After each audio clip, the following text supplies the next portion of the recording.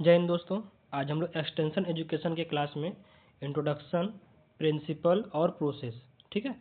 और ये आपका MPRU, RHU, SADO, ATM, BTM, बाकी सब भी AFO आपका हो गया।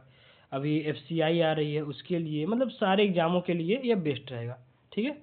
देखिए एक्सटेंशन एजुकेशन, एक्स बाहर टेंशन एजुकेशन, ठीक है। तो सबसे सिंपल समझो कि एक्सटेंशन एजुकेशन जो एग्रीकल्चर में है ना, अगर सिंपल सा बताऊँ, जैसे ये फार्मर है, ठीक है। अब इस फार्मर को जो कल्टीवेशन करने का, बोलने बोलने का तरीका, कल्टीवेशन का तरीका, जो गवर्नमेंट की स्कीम है उसको बताने का तरीका, ये सब जो है वो एक्सटेंशन में आता है। अगर सिंपल और कहूँ तो आपके यूनिवर्सिटी से निकल के जो फील्ड में एजुकेशन है वो एक्सटेंशन एजुकेशन है। अनऑफिशियल यह होता है, ऑफिशियल तो अलग है, लेकिन अनऑफिशियल यही बोलते हैं, ठीक है। थोड़ा डिकोड करते हैं। एक्सटेंशन क्या है? एक्सटेंशन, एक्स मतलब आउट, टेंशन मतलब स्ट्रेचिंग। तो यह लेटिन वर्ड एडुकेरा से बना हुआ है एजुकेशन, ठीक है। एजुकेशन जो है लेटिन वर्ड एडुकेरा से बना हुआ है। एक्सटेंशन जो है लेटिन वर्ड एक्स एंड टेंसियो से बना हुआ है, जिसका मतलब होता है बाहर की तरफ खिंचाव, ठीक है। देखिए और अच्छे समझिए एक्सटेंशन एजुकेशन को। स्ट्रेचिंग नॉलेज, स्ट्रेचिंग, एक मिनट, stretching knowledge rural people to produce desirable changes, ठीक है। क्या होता है कि जो रूरल पीपल है, रूरल पीपल मतलब जो गांव के लोग हैं, उनके अंदर नॉलेज ऐसा करो कि उनका डिजायरेबल चेंज हो, उनके जो कार्य करने की पद्धति है, शैली है, उन सब में चेंज लाने को एक्सटेंशन एजुकेशन में हम लोग पढ़ते हैं। हाँ, एक ध्यान दिया आपने, ये लैंड टू लैब जो लिखा हुआ है ना, एक स्कीम है, ठीक है। ये क्या है? एक स्कीम है, ICAR द्वारा चालू किया गया था, लैब टू लैंड, ध्यान रखिएगा, ठीक है। एक कोड याद रखिएगा, कासा मॉडल। कौन सा मॉडल? कासा मॉडल। यह क्या था? के इक्वल टू क्या था? नॉलेज। ए इक्वल टू क्या था? एटीट्यूड। यस इक्वल टू क्या था? स्किल्स।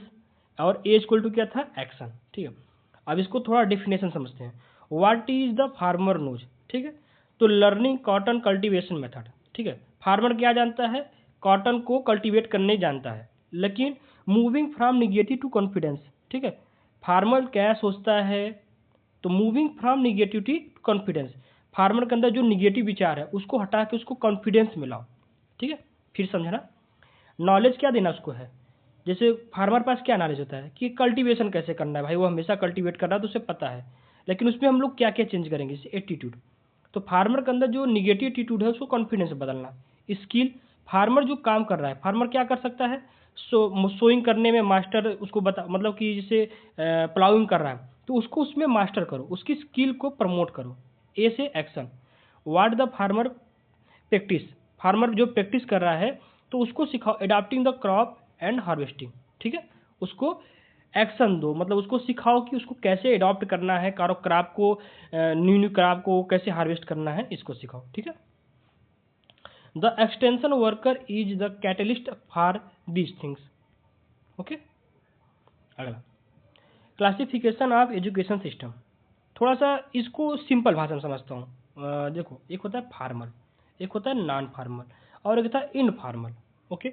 तो इसको हम लोग एकदम एकदम सिंपल अपने गांव की भाषा में समझते हैं, अपने लोकल भाषा में समझते हैं। जैसे कि फार्मल का मतलब क्या होता है कि एकदम सूट बूट वाला आदमी, मतलब तुम यूनिवर्सिटी से BSc एग्रीकल्चर की जो डिग्री ले रहे हो वो क्या है? वो फार्मल है, ठीक है।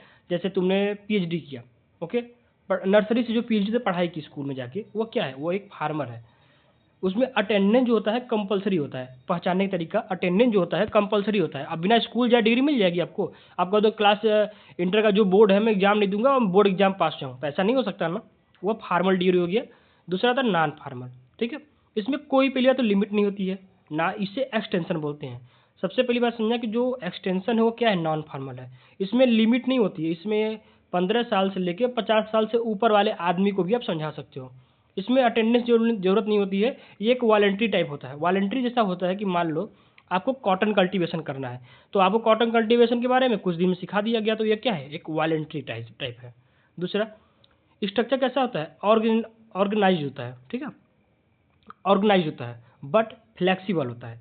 Outside from formal system, derived from needs, आपकी जो इच्छा है, जो आपकी इच्छा है उसमें आप यही समझ रहे हो, ओके। जैसे मान लो आप स्कूल में हो, आप क्लास 10 में हो, अब आपको सब सब्जेक्ट पढ़ने हैं, आपको मैथ भी पढ़ना है, आपको साइंस भी पढ़ना है, आपको एसएसटी भी पढ़ना है, आपको हिंदी भी पढ़ना है। ये एक फॉर्मल तरीका है कि सबको ये पढ़ना है। लेकिन मान लो यहाँ पर ढेर सारे फार्मर हैं, इसको क्या करना है, कॉटन सीखना है, इसको क्या करना है कि फिशरी सीखना है, इसे क्या सीखना है, एपीकल्चर सीखना है। तो ये सब अलग अलग अपना पढ़ेंगे, ये अपना अलग पढ़ेगा, ये अपना अलग पढ़ेगा, ये अपना अलग पढ़ेगा। तो ये नॉन फार्मल टाइप हो गया। तीसरा होता है इनफॉर्मल, जो डेली लाइफ में। अब जैसे कहने का मतलब कि आपको, जैसे आपके पापा से आपको डर लगता है, तो आपको पापा से डर लगता है तो क्यों डर लगता है? क्या पापा ने आपको स्कूल में जब ले जाके पढ़ाया गया था कि आपको पापा से डरना चाहिए? नहीं, ये एक इनफॉर्मल तरीका है। आप जो देख के सीखते हो कि नहीं, यह डर जो आता है, प्रेम जो आता है, जो काम करने का तरीका होता है, बोलने का तरीका होता है कि ये मेरे मामा है तो मैं इनको कैसे प्रणाम करना है, ये मेरे गुरुजी हैं, ये सब मेरे सर हैं, इनको कैसे प्रणाम करना है, कोई रास्ते पे चल रहा है, बुजुर्ग है तो उसे कैसे रास्ता पास कराना है, ये सब क्या है, ये इनफॉर्मल है। आप इसको देख के सीखते हो डेली लाइफ में हो। ठीक है। तो एजुकेशन सिस्टम को 3 भागों में बांटा गया है, फॉर्मल, नॉन फॉर्मल, इनफॉर्मल। एकदम अच्छे समझ गए होगे आप लोग। ठीक है। अब आओ सबसे एक इम्पॉर्टेंट क्वेश्चन पे, what is extension education? Extension education क्या है? Okay, what is extension education? तो क्या है? An applied science, a process of teaching rural people how to live better by utilising their own source. अपने source का use करके आप कैसे अच्छी ज़िंदगी जी सकते हो, इसे क्या बोलते हैं? एक्सटेंशन बोलते हैं। Improving the farm, improving the home, improving the community. इन तीनों को इम्प्रूव करना। ठीक है, इन तीनों को इम्प्रूव करना। इसका कोर मैकेनिज्म क्या है? Learning by doing, seeing the believe, sewing is believing. देखो ये पूछा था, लर्निंग बाय डूइंग क्या है? करके सीखना। एक्सटेंशन का सबसे मेन जो कह सकते हो डिफिनेशन है, वह है करके सीखना, learning by doing, learning by doing. Okay, ये ध्यान रखना, ये क्वेश्चन डायरेक्ट पूछा है, लर्निंग बाय डूइंग क्या है? एक्सटेंशन एजुकेशन है। चलो थोड़ा ग्लोबल हिस्ट्री भी देख लेते हैं, टाइमलाइन भी हम लोग थोड़ा सा देख लेते हैं। 1840 और 1850 के टाइम में यह टर्म एक्सटेंशन यूज हुआ था। एक बात ध्यान रखना, 2 क्वेश्चन इसमें आता है। पहला, ये जो टर्म है ये कहाँ से हुआ था? तो ये ब्रिटेन से है। देखो ये जो टर्म है एक्सटेंशन, ये कहाँ से आया? तो ये आया था ब्रिटेन से। कहाँ से आया था? ब्रिटेन से। लेकिन अगर यह कहा जाए कि यह जो सबसे पहले एक्सटेंशन एजुकेशन, सबसे पहले एक्सटेंशन एजुकेशन कहाँ से लिया, कहाँ पर हुआ था? तो वह हुआ था यूएसए में। कहाँ हुआ था? यूएसए में। इस चीज़ को ध्यान रखना। चलो यहाँ पर पढ़ते हैं। तो क्या कह रहा है? सबसे पहले जो एक्सटेंशन टर्म था, एक्सटेंशन टर्म था, वो कहाँ से आया था? ब्रिटेन में। कब आया था? 1840 के टाइम में। उसके बाद इसको सजेस्ट किया गया कि नहीं थोड़ा इसको यूनिवर्सिटी में पढ़ाना पड़ेगा और इसको एक एजुकेशन की तरह से देखा जाए। तो वह किसने दिया था? विलियम सेवेल ने। किसने? विलियम सेवेल ने। तो 1867 और 68 में जेम्स स्टुअर्ट ने पहली बार कैम्ब्रिज यूनिवर्सिटी में इसकी पढ़ाई करवाई है। कैम्ब्रिज कहाँ है? अमेरिका में। चलो अब history of extension in India, सबसे मेजर हम लोग का भाई इंडिया के बारे में जानना है, तो चलो समझते हैं। पहला, 1950s में फर्स्ट यूजी प्रोग्राम इन एक्सटेंशन। ठीक है, पहली बार यूजी प्रोग्राम मतलब होता है अंडर ग्रेजुएट प्रोग्राम एक्सटेंशन का इंडिया में कॉलेज ऑफ एग्रीकल्चर कलकत्ता, अभी इसमें कोलकाता बोलते हो, पहले कलकत्ता बोलते थे इसको, यूनिवर्सिटी में चालू किया गया। 1955 में पीजी प्रोग्राम चालू किया गया बिहार एग्रीकल्चर कॉलेज में, सबौर में। ठीक है, क्या है? सबौर में। 1960 में डिवीजन ऑफ एग्रीकल्चर एक्सटेंशन बनाया गया। कहाँ पर? IARI में। कहाँ पर बनाया गया? IARI में। और 1961 में डिवीजन ऑफ डेयरी एक्सटेंशन कहाँ बनाया गया? NDRI में। ये दोनों थोड़ा कंफ्यूज मत होना, 1960 और 1961। ठीक है, 60 में तुम्हारा डिवीजन एग्रीकल्चर एक्सटेंशन का बना था, 61 में डिवीजन ऑफ डेयरी एक्सटेंशन का बना था। चलो फादर लोग को कैसे भूल सकते हो, यह तो भाई पिलर है अपने एग्रीकल्चर में, हर एक चीज़ को पढ़ो तो फादर को भी याद करते चलो। JP Leagans, father of extension education global. और KN सिंह, केदारनाथ सिंह क्या थे? इंडिया के थे। ठीक है, सीमन ए कप, ये क्या थे? Father of demonstration. डेमोन्स्ट्रेशन क्या होता है समझते हो? प्रदर्शन दिखाना, जैसे कोई झांकी हो रही है, कोई टीवी में दिखा रहा है, यह डेमोन्स्ट्रेशन है। ठीक है, इसमें कई सारे क्वेश्चन भी आएंगे, मास डेमोन्स्ट्रेशन जो होता है, कई सारे क्वेश्चन आएंगे, उसको हम लोग आराम से पढ़ेंगे डिटेल में। तो अभी यहाँ समझते हैं फादर, 3 फादर। JP लिगन को फादर ऑफ एक्सटेंशन एजुकेशन बोलते हैं ग्लोबल। इंडिया कौन थे? के.एन. सिंह। के.एन. मतलब केदारनाथ सिंह। इंडिया कौन थे? के.एन. सिंह थे। और आपके फादर ऑफ डेमोन्स्ट्रेशन कौन थे? सीमन कप थे। उम्मीद है समझ आओगे। चलो अब एक थोड़ा सा ट्राइंगल समझते हैं। Objective of extension education. Extension education का ऑब्जेक्टिव क्या है? देखो पहला क्या है? Fundamental objective. दूसरा क्या है? General objective. और तीसरा क्या है? Working objective. सबको समझो। फंडा मतलब क्या है? सोशल और इकोनॉमिक कल्चर को प्रमोट करना, उसको बढ़ाना। जनरल ऑब्जेक्टिव क्या है? बेटर लाइफ, जो हम लोग की ज़िंदगी है उसको बेटर करना। ठीक है, हम लोग की जो लाइफ है उसको बेटर करना। और वर्किंग ऑब्जेक्टिव क्या है? Specific subject matter. जैसे मान लो तुम्हें कोई मशरूम की खेती करनी है, तुम्हें कॉटन की खेती करनी है, तो उसमें रूरल फार्मर को एक्सटेंशन एजुकेशन के माध्यम से ट्रेंड करना। ये आपका क्या है? वर्किंग ऑब्जेक्टिव है। थोड़ा समझते हैं principle of extension the human element. ठीक है, समझो। Principle of interest and need. पहले एक बात समझो कि एक्सटेंशन एजुकेशन तुम क्यों सीखोगे। जैसे तुम्हें मान लो कॉटन की कल्टीवेशन करना है और तुम्हें एक आके एक्सटेंशन ऑफिसर बोले कि एक काम करो, मैं तुम्हें पैडी के बारे में सिखा रहा हूँ, तो तुम सीखोगे? कहोगे क्या यार, क्यों टाइम वेस्ट कर रहे हो। तो सबसे पहला होता है कि इंटरेस्ट ऑफ नीड। तुम्हें इंटरेस्ट आना चाहिए, तुम्हें नीड होनी चाहिए कि हमारा हाँ भाई इंटरेस्ट है इसमें, तो मुझे सिखा दो। दूसरा होता है प्रिंसिपल ऑफ कल्चरल डिफरेंस। क्या होता है? Principle of cultural difference. Respect local traditional very very approach by culture. जो आदमी जैसे कोई खेती कर रहा है, तो वह जैसे खेती कर रहा है उसको तुरंत आके यह मत बोलो कि भाई मैं अमेरिका में जो खेती हो मैं तुम्हें सिखा रहा हूँ। उसको कहो कि जो तुम जो खेती कर रहे हो उसे करो, लेकिन उसमें कुछ कुछ इम्प्रूव कर सकते हो जो तुम्हें बेटर हो जाएगा, तुम्हारे लाइफ को बेटर कर सकता है, मैं तुमको वो सिखा रहा हूँ। ठीक है। तीसरा होता है principle of participle.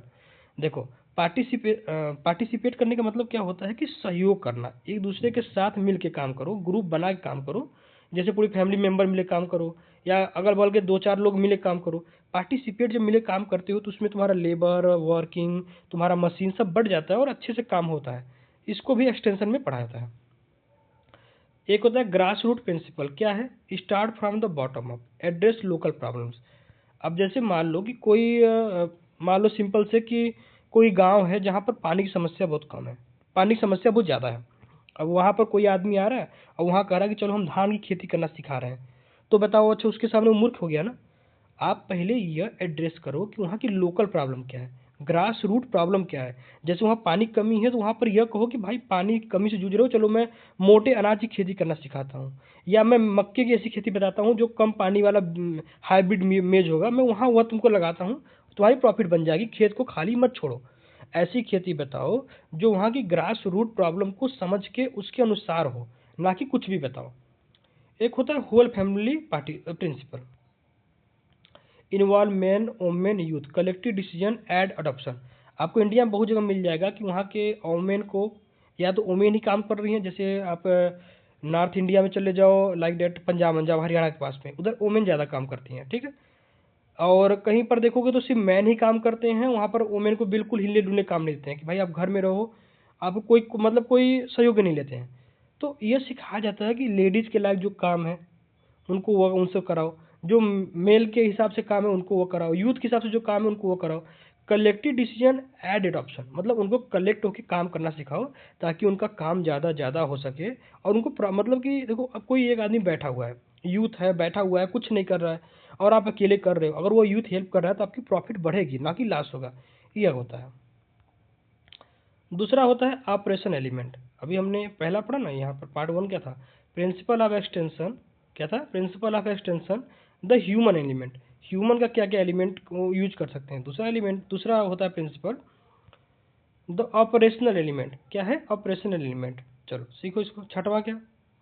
Principal of adaptability. क्या है? जैसे कि समझो आप इसको अडॉप्ट करो कि तुम्हारे आसपास का मार्केट कैसा है। जैसे मान लो कि आप कोई ऐसे एरिया में जहाँ जूट की बहुत अच्छी या गन्ने की बहुत अच्छी मार्केट है, तो वहाँ पर आप गेहूँ की सिर्फ मत लगाओ, वहाँ पर आप वहाँ पर शुगर केन की खेती अच्छी करो। ठीक है। अपने मार्केट के हिसाब से चलो। दूसरा वेदर कंडीशन। जैसे मान के चलो कि कोई हिली एरिया है, ठीक है, और वहाँ टी कल्टीवेशन अच्छा कर सकते हो तो वहाँ पर टी कल्टीवेशन करो, ना कि तुम वहाँ शुगर केन लगा दो। ठीक है। सातवां होता है प्रिंसिपल ऑफ लीडरशिप। लीडरशिप इसमें एक्सटेंशन में बहुत इंपॉर्टेंट टर्म होता है। लीडरशिप का मतलब होता है कि कोई भी ग्रुप है उसमें एक ऐसा लीडर हो जो उस ग्रुप को डेडिकेट करे, उस ग्रुप का एडवाइजर हो, क्योंकि बिना लीडरशिप का ग्रुप जो है बिखर जाता है। तो utilise local trust, local leaders. आप जाके पहले देखो, जब एक्सटेंशन ऑफिसर बन जाओगे जैसे एजीटीए, तो आपका सबसे मेन काम क्या होता है? एक्सटेंशन करना। तो आप जाकर देखो कि उस एरिया का लीडर कौन है, ठीक है। जैसे ग्राम प्रधान हो गया, विधायक हो गया, वहाँ के छोटे छोटे किसानों का भी समूह होता है, उसका लीडर कौन है। उन लीडर के पास जाओ, उनमें अपना ट्रस्ट बढ़ाओ, ठीक है। जब उनका ट्रस्ट बना उनका ट्रस्ट जीतोगे तभी वो तुम्हारी बात सुनेंगे। देखो, रूरल एरिया में काम करनी है तो बिना ट्रस्ट के काम नहीं कर सकते भाई, ठीक है। अगला आता है प्रिंसिपल ऑफ कोऑपरेशन। कोऑपरेशन का मतलब होता है कि रूरल जो पीपुल हैं और जो वर्कर हैं उनके बीच में कोऑपरेशन बनाने का काम करो, ओके। कोऑपरेशन बनाओगे, जितना अच्छा कोऑपरेशन रहेगा उतना ही अच्छा काम होगा। जैसे मान लो कोई कंपनी है, वो बहुत अच्छा चाहती है कि उसे मक्के की बहुत डिमांड है, और यहाँ पर जो विलेजर्स हैं वो मक्के खेती भी अच्छा कर रहे हैं, तो इनके बीच में एक कोऑपरेशन बनाओ कि भाई आप इनको मक्का दो, आप इनको प्रॉफिट अच्छा मिल जाएगा, ऐसा काम करो। अगला है प्रिंसिपल ऑफ कोऑपरेशन, ठीक है। एक दूसरे के साथ दो, ठीक है। सॉरी, ये थोड़ा रिपीट हो गया था, एक मिनट। Principle of सेटिस्फिक्शन। देखो, अगर आप अच्छा, जैसे जितना भी मैंने सलाह बताया ना, और ये सलाह अच्छा कर रहे हो, किसानों को अच्छा सेटिस्फिक्शन मिल रहा है, तो आपको बहुत प्रॉफिट है। और एक्सटेंशन ऑफिसर का मेन काम है कि आपके कामों से रूरल एरिया के लोग खुश हों। प्रिंसिपल ऑफ इवाल्युएशन, इसको भाई नहीं भूल सकते हो, ठीक है। इवाल्युएशन क्यों जरूरी है इसको भी समझो। देखो, इवाल्युएशन इसलिए ज़रूरी है कि जब तुम किसी भी काम को इवाल्युएट करते हो तभी पता चलता है कि इसमें क्या और अच्छा कर सकते हो। बिना इवाल्युएट किए आप कैसे पता कर सकते हो कि भाई क्या अच्छा है और क्या बुरा है? बताओ। आप जैसे मान के चलो कि हमने इस साल एक खेत में मक्के खेती की और हमें 20 कुंटल मक्का मिल गया, ठीक है।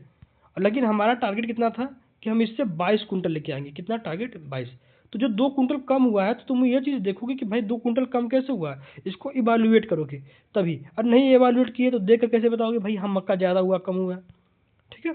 आगे देखते हैं द फिलॉसफी ऑफ एक्सटेंशन। क्या एक्सटेंशन की फिलॉसफी है? एक होता है self help, helping people help them self. दूसरे की सहायता करने से पहले अपनी खुद की सहायता करो। दूसरा था democracy, by the people for the people. Democracy का मतलब होता है जनता के लिए, जनता से और जनता के लिए, ठीक है। जनता के लिए काम करो, जनता के द्वारा काम करो। तीसरा होता है life long learning from birth to death. कुछ ऐसे सलाह होती हैं एक्सटेंशन में जो आप बर्थ टू डेथ, जैसे आपके दादाजी हैं तो वो दादाजी आपके बर्थ में भी दादाजी हैं, आप वो दादाजी के मर जाने के बाद भी वो आपके दादाजी रहेंगे, वो चेंज नहीं हो जाते हैं। तो कुछ ऐसी सलाह होती हैं जो लाइफ लॉन्ग काम देती है। कोऑपरेटिव एफर्ट, सबके साथ मिलके काम करो। ये देखो फिलॉसफी है एक्सटेंशन की, ठीक है। कभी कभी पूछता है तो इसको थोड़ा लिख के याद रखना। चलो, द एक्सटेंशन एजुकेशन, 3 स्टेप देखो। पहला, अच्छा ये मॉडल किसने दिया है? जेपी लिगन्स ने। जेपी लिगन्स कौन है ये तो बताने जरूरत नहीं है। जेपी लिगन्स साहब आपके एक्सटेंशन के ग्लोबल फादर हैं, पिताजी हैं आपके एक्सटेंशन के, ठीक है। पहला क्या है? Situation analysis. पहला क्या है? एक मिनट रुकिए, सॉरी। पहला क्या है? Situation analysis. सिचुएशन को एनालिसिस करना सीखो। दूसरा क्या है? ऑब्जेक्टिव क्या है? व्हाट शुड बी, हम लोग क्या कर सकते हैं। पहले व्हाट इज नाउ, क्या प्रॉब्लम है उसे एनालिसिस करो। दूसरा व्हाट शुड बी, हम लोग क्या कर सकते हैं उसको समझो। टीचिंग प्लान ऑफ वर्क, अपने प्लान को टीच करो, अपने प्लान को टीच करो, ठीक है। हाउ टू डू इट, हम लोग इसे कैसे कर सकते हैं, क्या मेथड यूज कर सकते हैं, इसको समझो। आगे चौथा 5वां स्टेप देखो। फिर रिकंसिडरेशन, एक साथ सारे प्रॉब्लम का रिव्यू करो, सब एक साथ बैठो, प्रॉब्लम का रिव्यू करो और नई प्रॉब्लम को समझो, आइडेंटिफाई करो, ठीक है। उसके बाद इवाल्यूएशन करो। क्या करो? इवाल्यूएशन करो कि हम लोग इसका measuring the result against objective, हमने जो काम किया है, जैसे आपने आपने देखो, सिंपल समझो, वेट, एक लाइन से फिर समझते हैं। देखो, हमने पहले क्या किया? सिचुएशन का क्या किया? एनालिसिस किया, ठीक है। सिचुएशन क्या किया? पहले एनालिसिस किया। उसके बाद ऑब्जेक्टिव कि हम लोग क्या कर सकते हैं, ठीक है। ऑब्जेक्टिव देखा। फिर उसके बाद टीचिंग प्लान ऑफ वर्क, अब अपना जो प्लान बनाया हो उस प्लान के बारे में पढ़ो, उस प्लान के बारे में समझो और अपने किसानों के साथ बातचीत करो कि हम इस प्रॉब्लम का जो सॉल्यूशन है यह देख रहे हैं। उसके बाद क्या करोगे? उसके बाद इवाल्युएट करोगे। उसके बाद क्या करोगे? इवैल्यूएट करोगे, और फिर नई जो भी मतलब कि जो भी आप सॉर्टेड किए हो उसको रिव्यू करोगे कि सब कुछ काम हो गया कि नहीं हो गया। और ये जो चक्र है ना, ये दोनों साथ में चलता रहता है कि इवैल्यूएट करना फिर रिकंसीडर करना, इवैल्यूएट करना फिर रिकंसीडर करना, ये एक साथ चलता रहता है। आ जाओ एक समरी ले लेते हैं, ठीक है। जो भी हमने भी पढ़ा है उसका एक शॉर्ट समरी हम लोग हर एक क्लास के लास्ट में एक समरी बना के देते हैं, ताकि आप जो पूरा क्लास देखे हो एक बार उसका रिपीट हो जाए, खटाखट खटाखट रिपीट हो जाए, और आपको माइंड में बैठ जाए कि हमने इस क्लास में क्या पढ़ा है। और इसी तरह के शानदार नॉलेज के लिए टेलीग्राम चैनल भी एग्री लर्निंग पॉइंट करके है, आपको आप चैनल के ऊपर लिंक में मिल जाएगा, आप वहाँ से टेलीग्राम ज्वाइन करिए। और यह जो क्लासेस होती रहती है ना, इस क्लास की पीपीटी भी आपको वहाँ मिल जाएगी।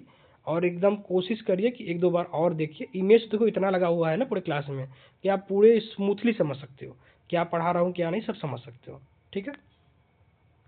इटाइमोलॉजी क्या होता है? एक्सटेंशन एजुकेशन को इटाइमोलॉजी बोलते हैं, ठीक है। गोल क्या होता है? कासा, नॉलेज, एटीट्यूड, स्किल और एक्शन, ये सब चेंज करना है। किसका चेंज करना है? फार्मर का। फादर कौन थे? जेपी लिगन्स थे, किसके? दुनिया भर के। केदारनाथ सिंह किसके थे? इंडिया के थे। और नैप किसके थे? डिमोन्स्ट्रेशन के थे। प्रोसेस क्या होता है? पहले सिचुएशन देखो, फिर ऑब्जेक्टिव मतलब गोल क्या तुम्हारा है, फिर उस गोल के बारे में पढ़ो, फिर उसको इवैल्यूएशन करो, और फिर रिकंसीडर करो कि आपने जो काम किया है भाई वो सही हो गया है ना, फिर कोई नई प्रॉब्लम तो नहीं आ गई है। की रूल क्या है? Principle of need and interest is Paramount, ठीक है। हम लोग देखो सबसे बड़ी बात है, पैरामाउंट का मतलब होता है इंपॉर्टेंट। हम लोग को जो नीड है, जो इंटरेस्ट है, उसी के ऊपर पूरा एक्सटेंशन एजुकेशन टिका हुआ है। अगर हमें पैडी लगानी है, कोई आके ऑफिसर बताएगा पैडी के बारे में, हम सुनेंगे। कोई ऑफिसर कहेगा नहीं आपको मेज के बारे में बता रहे हैं, हम कहेंगे भाग जाओ यहाँ से भाई, कोई आवश्यकता आपकी नहीं है। तो सबसे पहला इसमें होता है आपका नीड एंड इंटरेस्ट। दूसरा टाइप क्या है, एक्सटेंशन कैसा होता है? वो नॉन फार्मल एजुकेशन होता है। फार्मल, नॉन फार्मल और इनफॉर्मल, तीन प्रकार के एजुकेशन होते हैं। एक्सटेंशन किस में आता है? नॉन फार्मल आता है। उम्मीद आपके एक्सटेंशन एजुकेशन के इंट्रोडक्शन का क्लास बहुत अच्छा लगा होगा, और एक्सटेंशन एजुकेशन क्लास के लिए जुड़े रहिए। आपको टेलीग्राम का लिंक मिल जाएगा, वहाँ से टेलीग्राम ज्वाइन कर लीजिए। और यह जो क्लास एक्सटेंशन चल रहा है, आपको प्लेलिस्ट बना हुआ है, उसमें जाकर देखिए, हर एक एग्रोनॉमी, सॉइल साइंस सबका प्लेलिस्ट बना हुआ है। आपको ऐसे प्लेलिस्ट के द्वारा सारे क्लासेस मिल जाया करेंगे। धन्यवाद।